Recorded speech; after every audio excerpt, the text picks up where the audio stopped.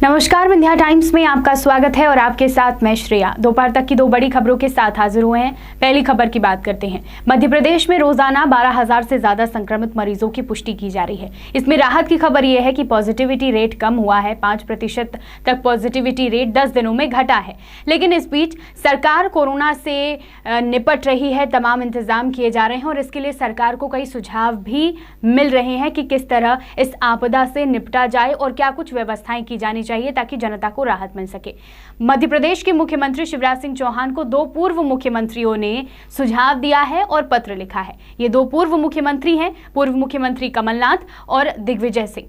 कमलनाथ ने पत्र लिखकर मुख्यमंत्री शिवराज सिंह चौहान को कोरोना से निपटने के लिए सुझाव दिए हैं। इसमें कमलनाथ ने कहा है कि मध्य प्रदेश में प्राकृतिक आपदाओं एवं दुर्घटनाओं से जनहानि होने पर राजस्व पुस्तक परिपत्र के अंतर्गत मृतक के आश्रितों को, जो लोगों की मृत्यु हो रही है, 6,000 से ज्यादा मृत्यु मध्य प्रदेश में हो चुकी है लोगों की, और इस बीच अप्रैल से मई में 2,000 से ज्यादा मौतों की पुष्टि मध्य प्रदेश में की जा चुकी है। इस एक महीने में 2,000 से ज्यादा लोगों ने कोरोना के कारण अपनी जान गंवा दी है। तो इसको लेकर पूर्व मुख्यमंत्री कमलनाथ ने पत्र में यह लिखा है कि मृतक के आश्रितों को 4 लाख रुपए की आर्थिक सहायता देने का प्रावधान लाएं और वर्तमान हालातों को देखते हुए इस परिपत्र में संशोधन कर कोरोना को प्राकृतिक आपदा घोषित किया जाए। तो पूर्व मुख्यमंत्री कमलनाथ का यह कहना है कि कोरोना को प्राकृतिक आपदा घोषित किया जाए और जो लोगों की इस कोरोना के कारण मौत हो गई है उनके परिवार को 4 लाख का मुआवजा दिया जाए।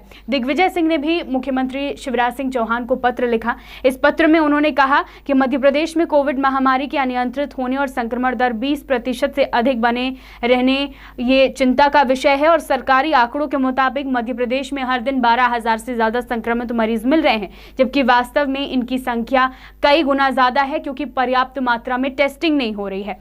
दिग्विजय सिंह ने ये कहा है और उन्होंने ये भी कहा है पत्र में कि संक्रमण के बढ़ने से वास्तविक स्थिति का अनुमान लगाना मुश्किल है। दिग्विजय सिंह ने ग्रामीण क्षेत्रों में कोरोना के नियंत्रण के लिए शिवराज सिंह चौहान को कई सुझाव दिए। आपने देखा होगा कि अब शहरी क्षेत्र के अलावा भी ग्रामीण क्षेत्रों में संक्रमण बहुत तेजी से बढ़ता जा रहा है। वहां पर भी मरीजों की संख्या बढ़ रही है क्योंकि लोग शहरी क्षेत्र से गाँव में जा रहे हैं और जो लोग संक्रमित हैं वो गाँव में जा रहे हैं, तो वहां पर भी संक्रमण कहीं ना कहीं फैल रहा है। तो अब वहां पर व्यवस्थाओं को दुरुस्त किया जाए और संक्रमण दर को ग्रामीण क्षेत्रों में कम किया जाए, इसको लेकर कई सुझाव पूर्व मुख्यमंत्री दिग्विजय सिंह ने मुख्यमंत्री शिवराज सिंह चौहान को दिए हैं। तो प्रदेश के दो पूर्व मुख्यमंत्रियों ने वर्तमान मुख्यमंत्री को पत्र लिखकर कोरोना से निपटने के लिए सुझाव दिए हैं। दोपहर तक की दूसरी खबर की बात करते हैं। देश के लिए एक चिंताजनक खबर कि कोरोना की तीसरी लहर आ सकती है।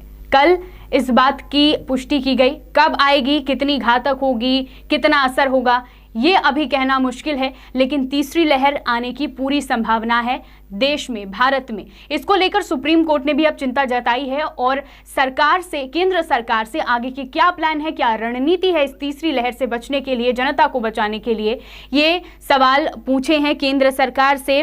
तीसरी लहर की सुनवाई करते हुए, कोरोना पर सुनवाई करते हुए सुप्रीम कोर्ट ने केंद्र सरकार से सवाल किया कि अगर तीसरी लहर आई तो आपकी तैयारी क्या है।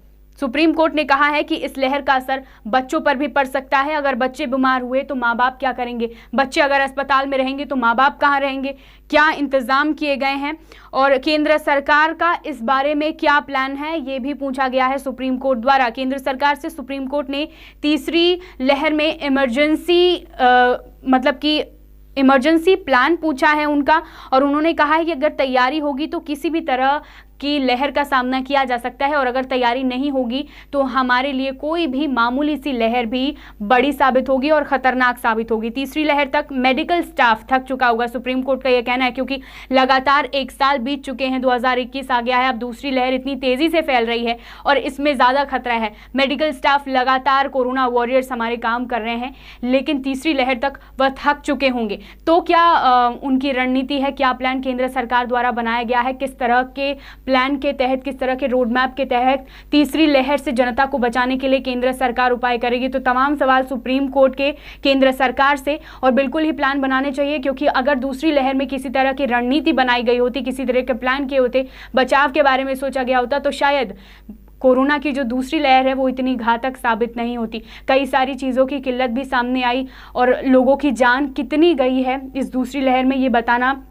ये आप सभी ने देखा है। तो अब तीसरी लहर के लिए सरकार को तैयार हो जाना चाहिए। सुप्रीम कोर्ट ने भी एक तरह से सचेत कर दिया है कि इस तीसरी लहर का सामना करने के लिए केंद्र सरकार को प्लान बनाना होगा, रणनीति बनानी होगी और उसी रणनीति के तहत आगे काम करना होगा।